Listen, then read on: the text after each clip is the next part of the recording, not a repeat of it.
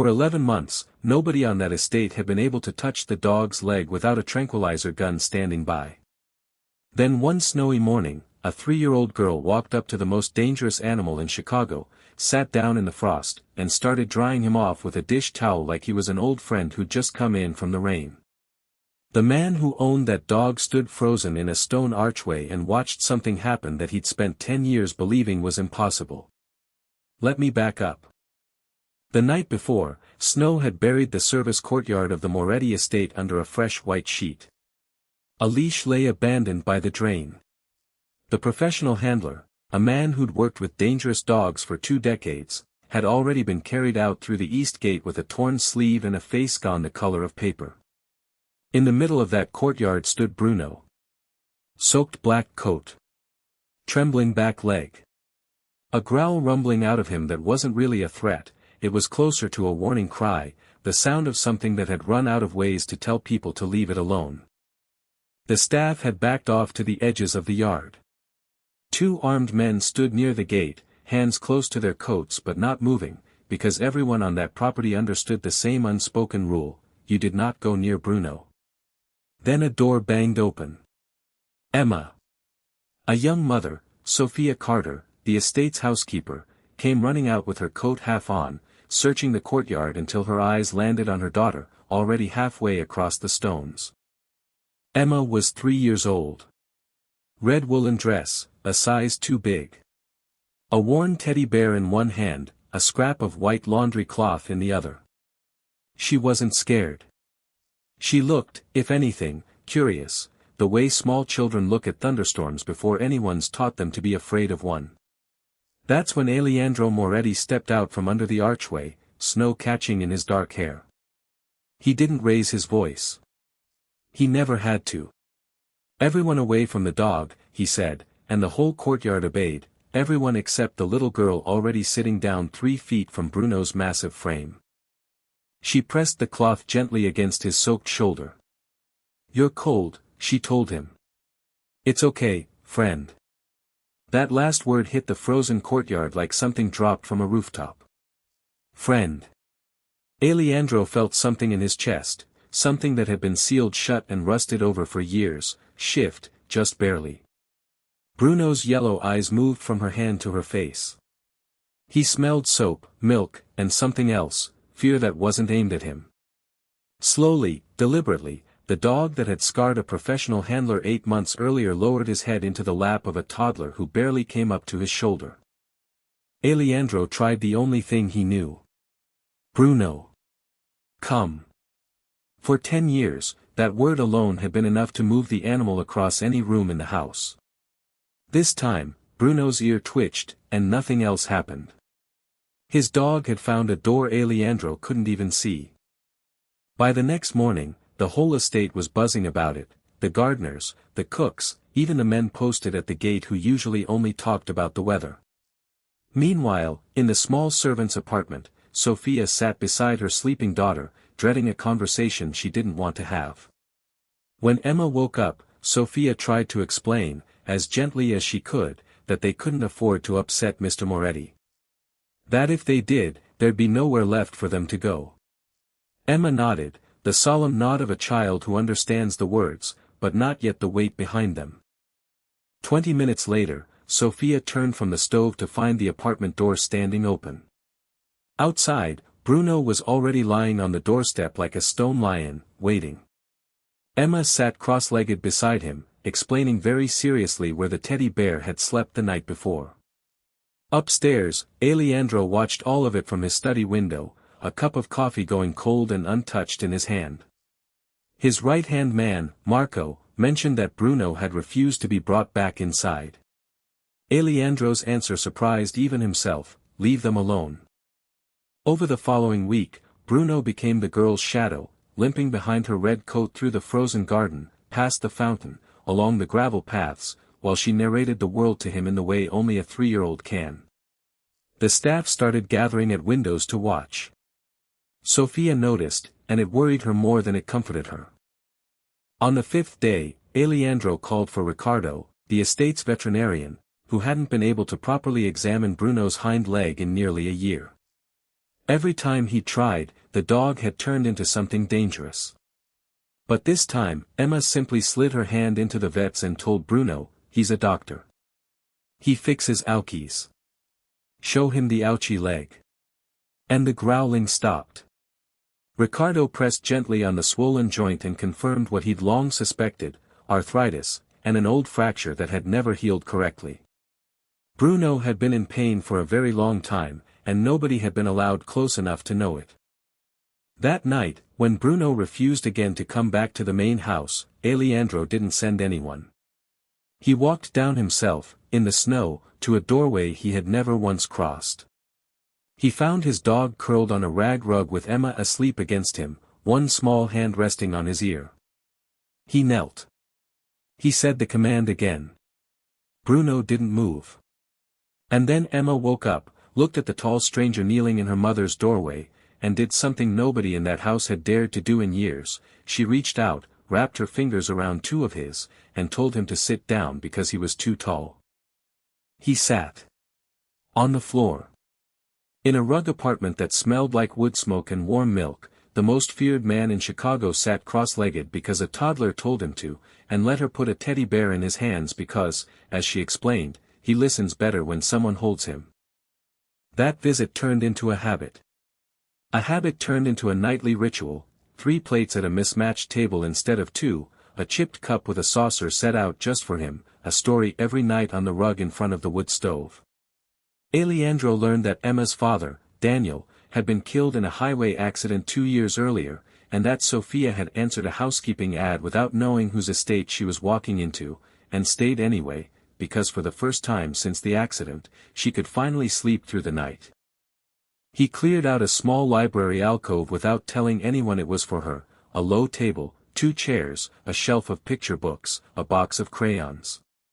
When Emma found it and left her teddy bear sitting in the empty second chair, waiting, Alejandro walked past without a word. But from that night forward, the library door was never closed again. One evening, after a brutal 6-hour call with a distributor whose numbers didn't add up, Alejandro walked into Sophia's apartment and, out of exhaustion, snapped a hard command at Bruno. The dog didn't move. And Emma, 3 years old, chin trembling, walked straight between the two of them, arms spread wide, and told him, "Bruno is not bad. He is hurting. You are not supposed to be loud when someone is hurting." Alejandro Moretti got down on one knee on that kitchen floor and apologized to his own dog. Something in him that had been locked down for 21 years finally gave.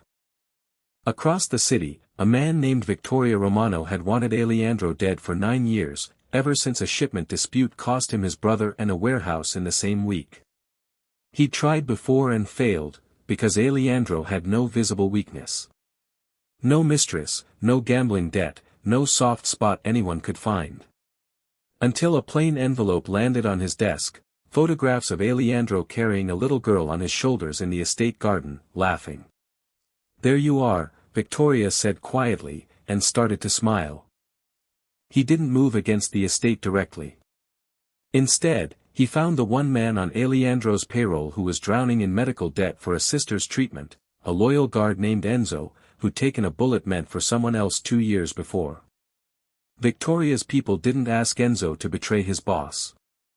They asked him to open a gate for a little girl. Bruno knew before anyone else did. Every time Enzo passed near the kitchen, the dog let out a low growl nobody could explain, until the day it stopped being a joke. Then came the afternoon it all broke loose. A controlled explosion at the front gate pulled every armed man on the property away from their posts.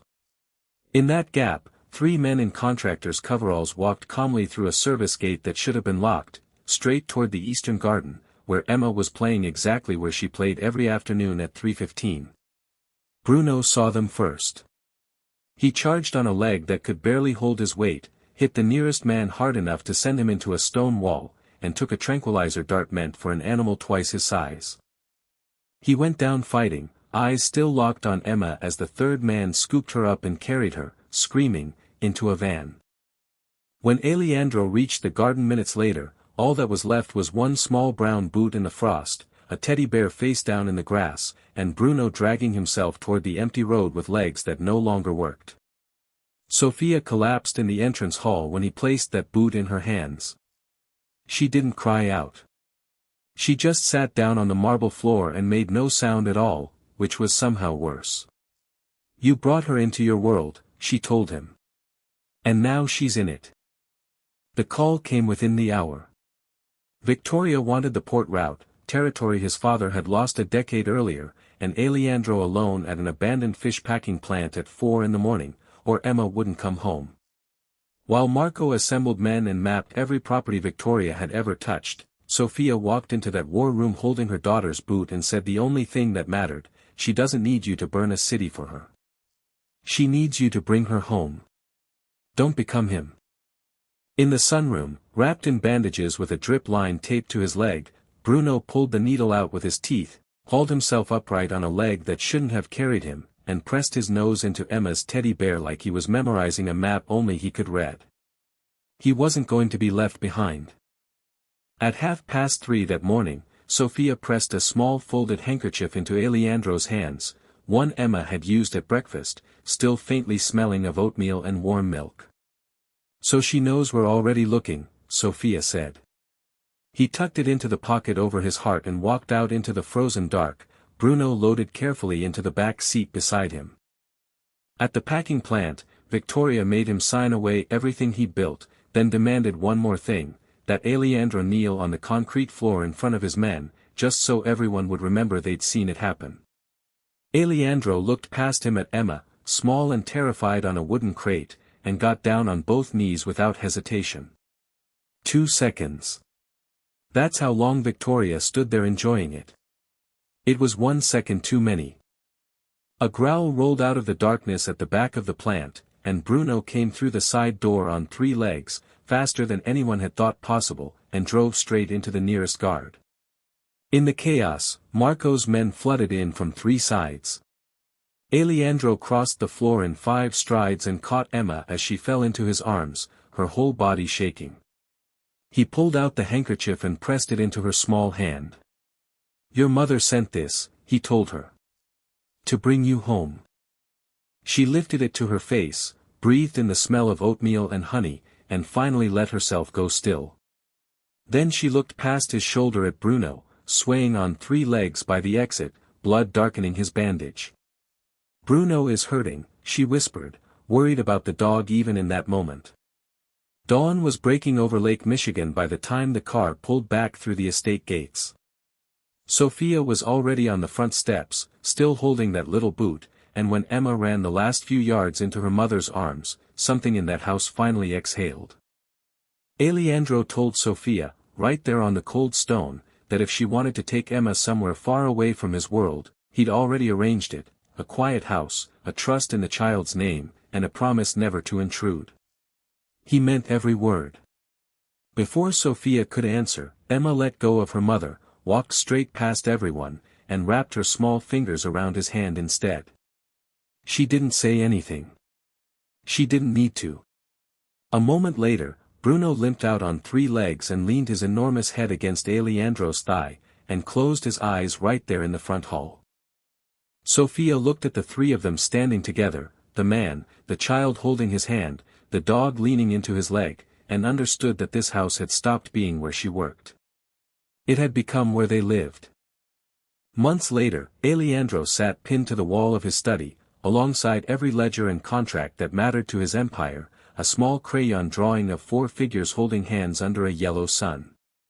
He'd learned something that year that no amount of power or fear had ever taught him: that family isn't something you keep by giving orders. It's what stays after you give someone the freedom to walk away, and they choose to stay anyway.